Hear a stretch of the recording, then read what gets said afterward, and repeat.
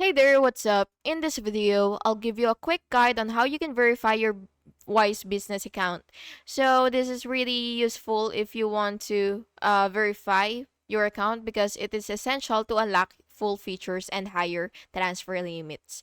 So the first thing that you will have to do is of course log into your Wise business dashboard, and once you've logged in, you will basically look for your profile feature here. So it should be somewhere right here, but it really depends on your layout. So once you see your profile, you will just have to click that, and then you will go over to the verification section, and then you will just have to submit your business documents, and of course you will have to upload your proof of registration, incorporation, and then you will add your identity documents for admins like your passport, driver's license, or whatsoever. And then of course you should also provide your additional info such as your business address, tax ID, and ownership details. And you should ensure that all your info matches the documents.